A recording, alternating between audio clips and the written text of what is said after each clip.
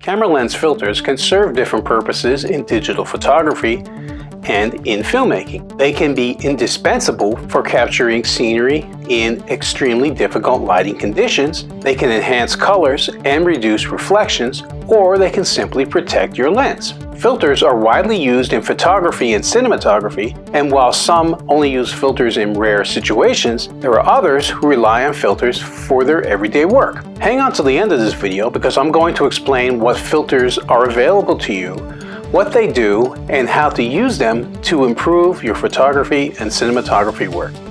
Hi, I'm Jim Costa.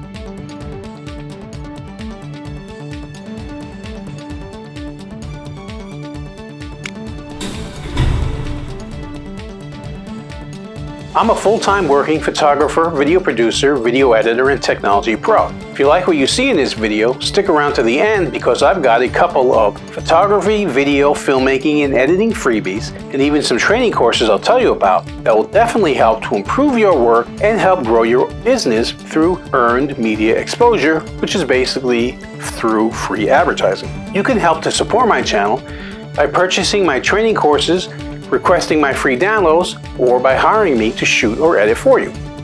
Remember, I welcome all of your comments, questions, and more on all of my videos.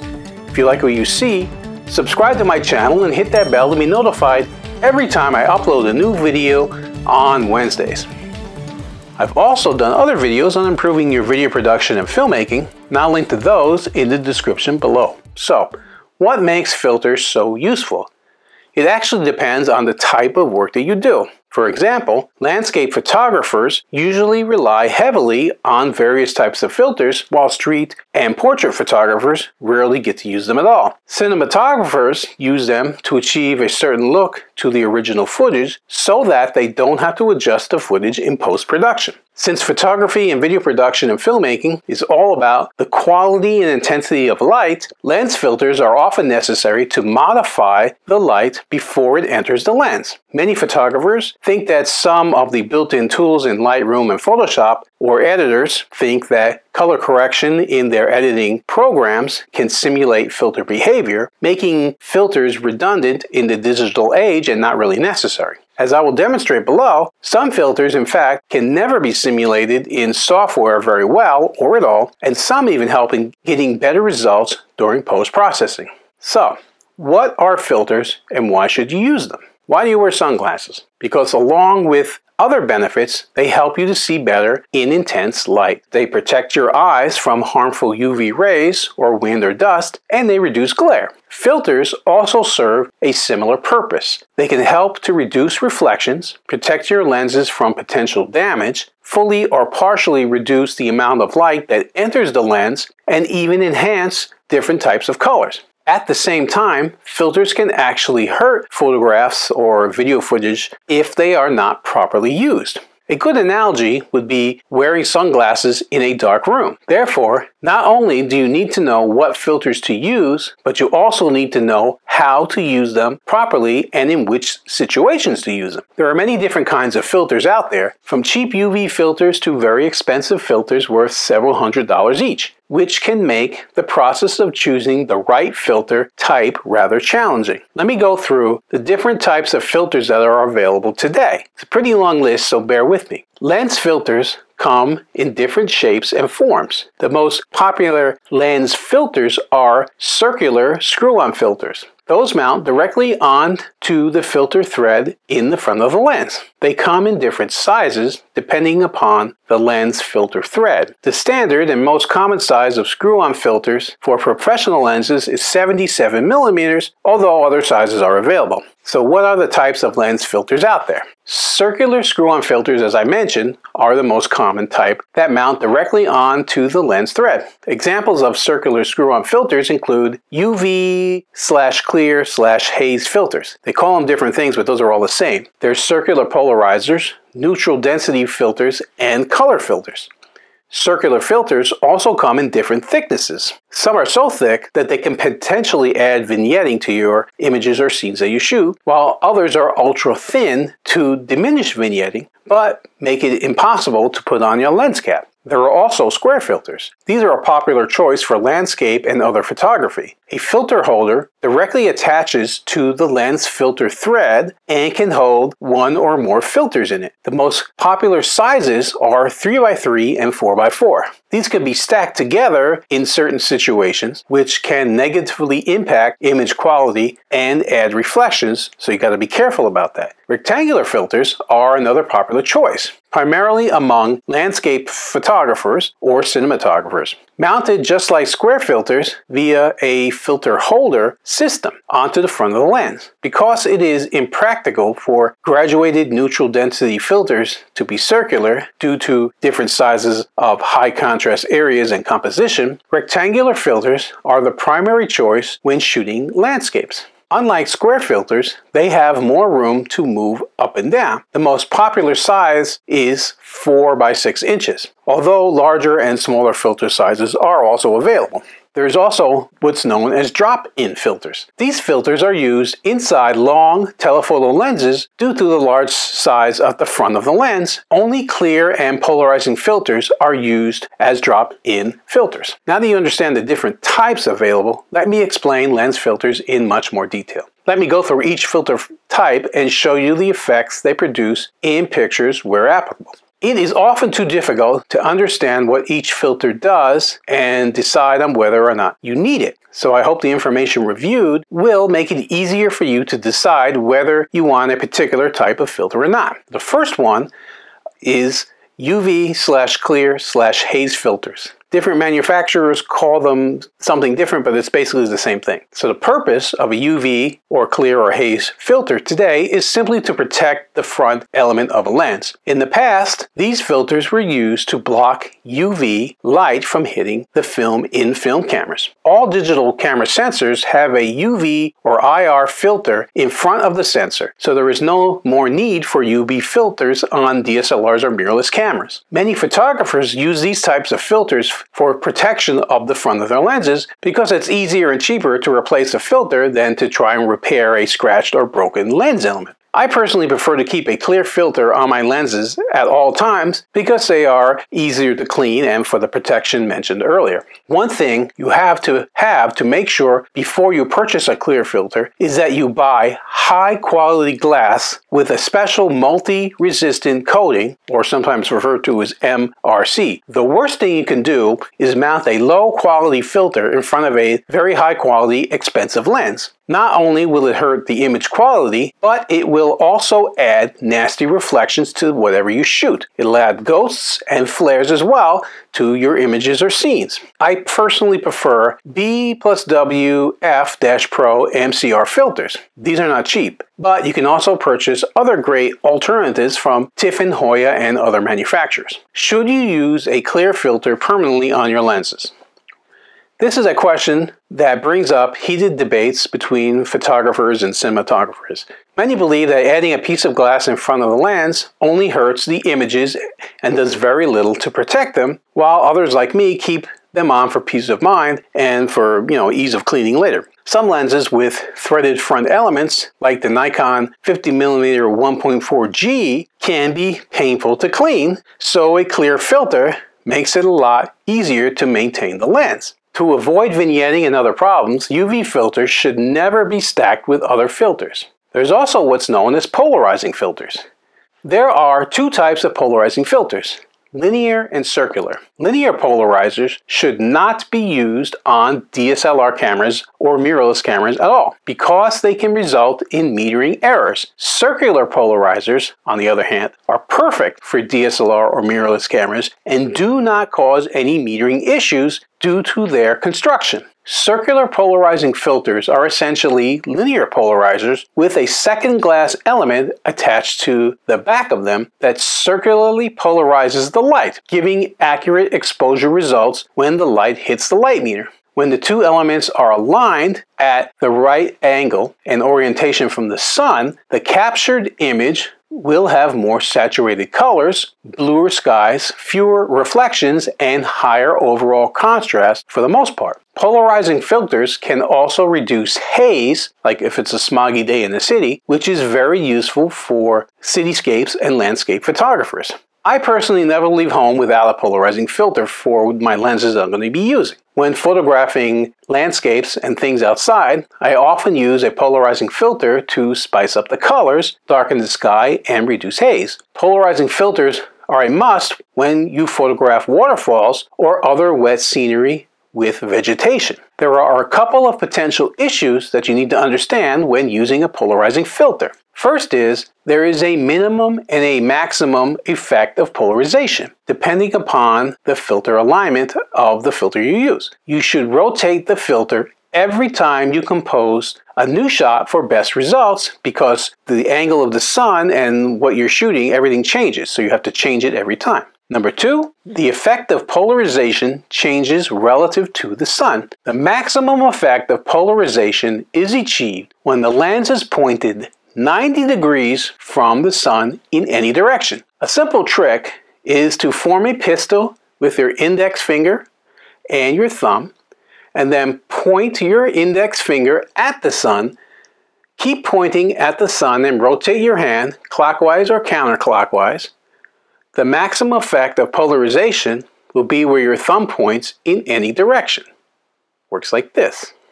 Number 3. Avoid using a polarizing filter on ultra-wide-angle lenses. You might end up with a partially dark sky that will be tough to fix in post-production. Number 4. In some cases, the maximum effect of polarization can result in an unnatural-looking dark blue sky. Number 5. There is a loss of approximately 2 stops of light when using polarizing filters, so you should watch your shutter speed when shooting with a polarizing filter on your lens.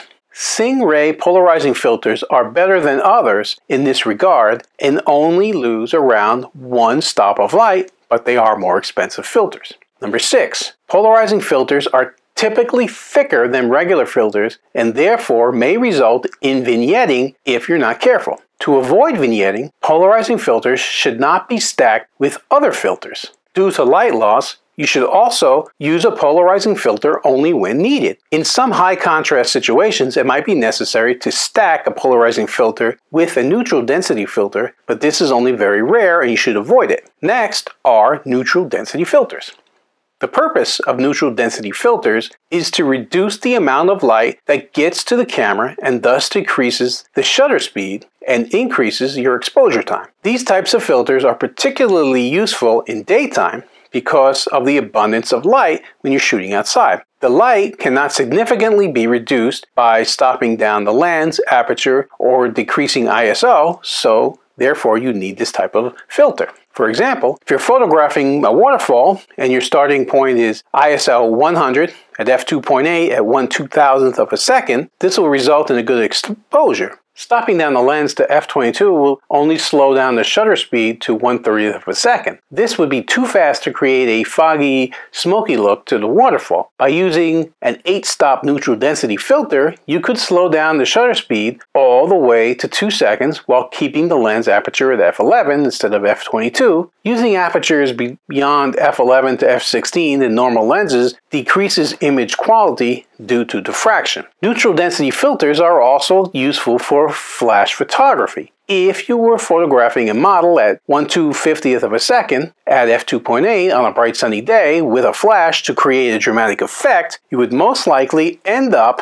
with an overexposed subject. You cannot increase the shutter speed because flash sync speed limits you to 1/250th of a second max. So your only option is to stop down the lens aperture to a larger number. Let's say that number is f11. But then, what if you want to isolate your subject from the background and still have nice bokeh? Without using high-speed sync, your only option is to use a neutral density filter to reduce the amount of light that makes it to the camera, and that way you can still achieve the effect you want. Neutral density filters can be both circular or rectangular. There are no benefits to having a rectangular neutral density filter, so it's best to buy a circular neutral density filter for size and portability benefits. It is sometimes necessary to stack neutral density filters to decrease the shutter speed even more. Try not to stack neutral density filters with wide-angle lenses to avoid vignetting. There are 2 different types of neutral density filters: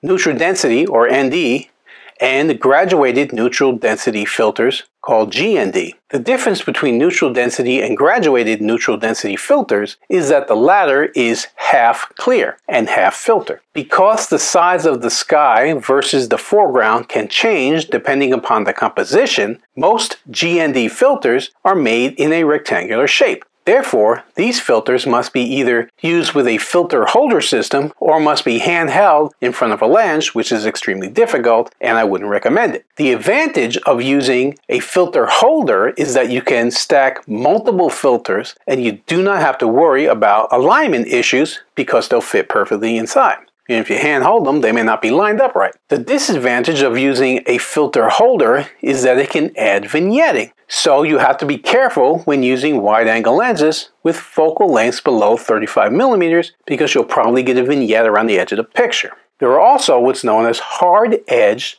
graduated neutral density filters.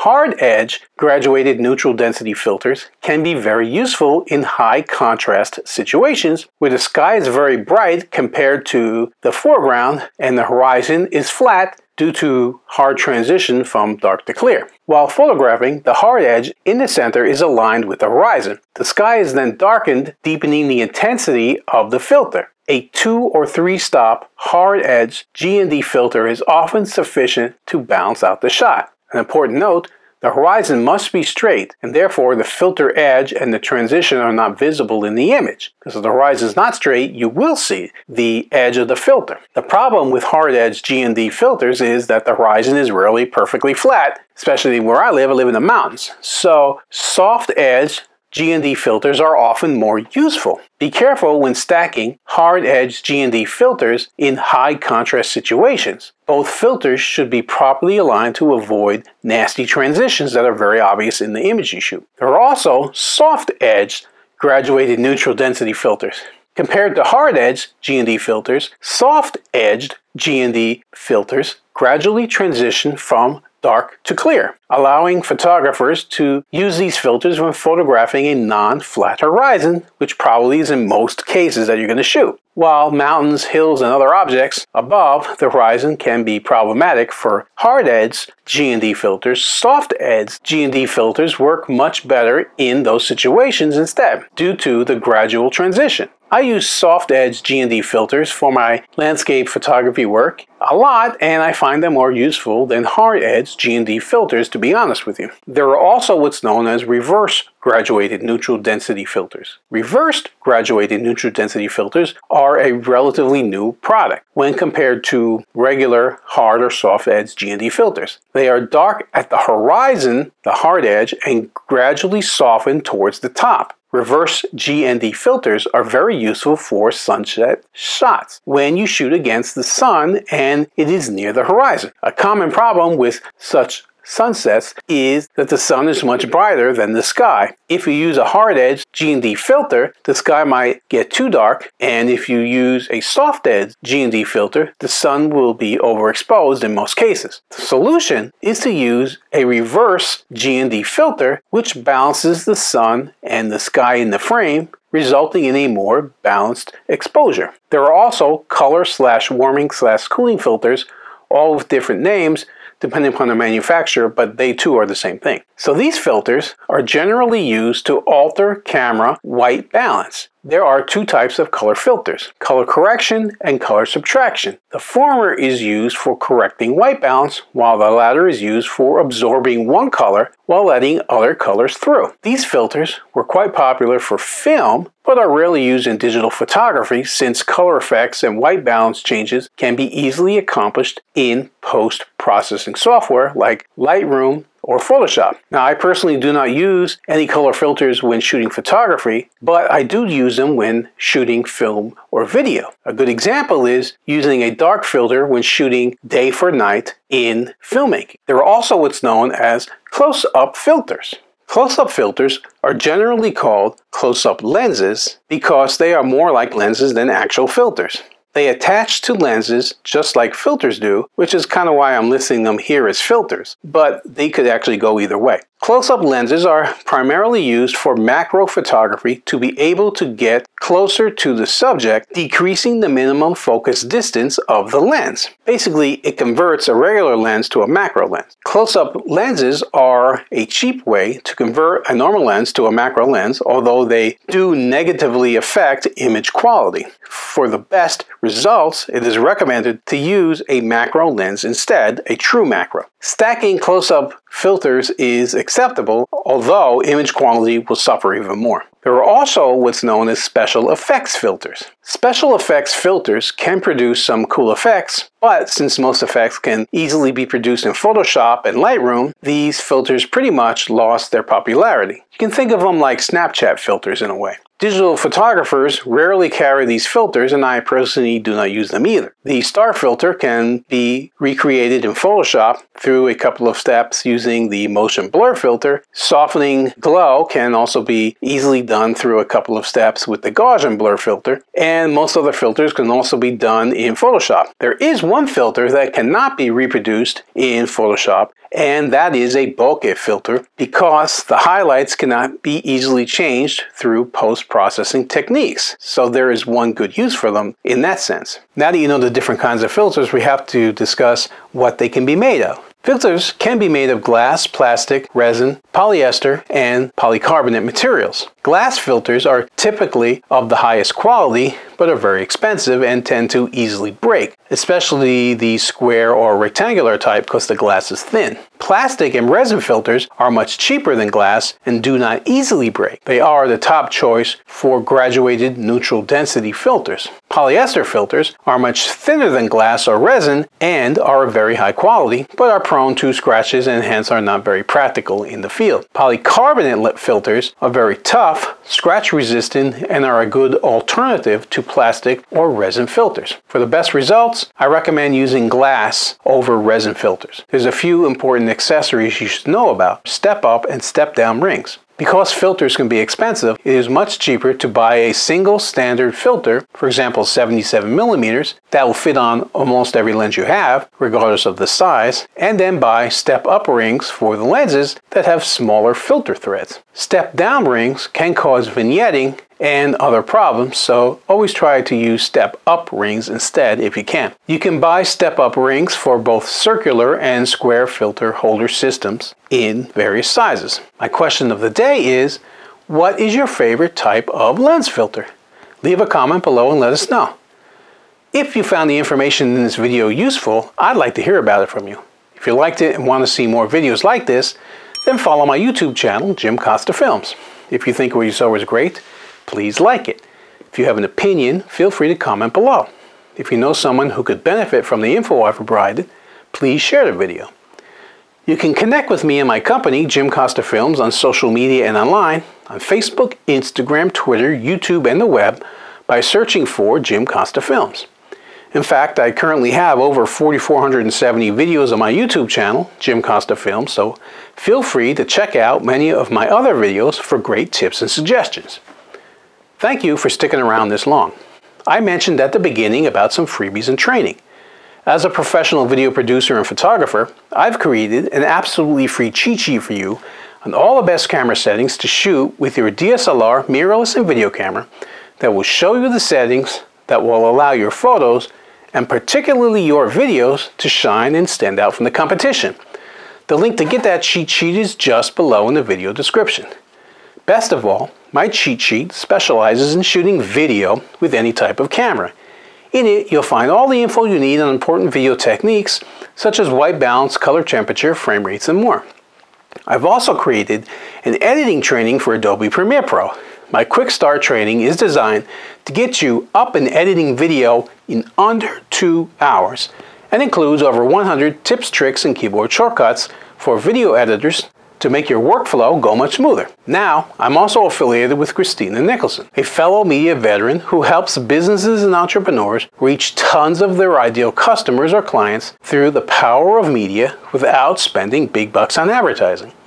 I've worked with Christina and used her advice and training successfully so I know from first-hand experience that it works great. The program Christine and I are now offering is called the Media Mentoring Program, and it will help you to take advantage of mainstream media so you can stand out from the competition, because that's not something everyone has access to. Best of all, unlike paid ads and sponsorships, you can gain lots of exposure and credibility to become the go-to brand everyone talks about and wants to do business without spending a fortune on advertising, because the techniques all involve getting free advertising.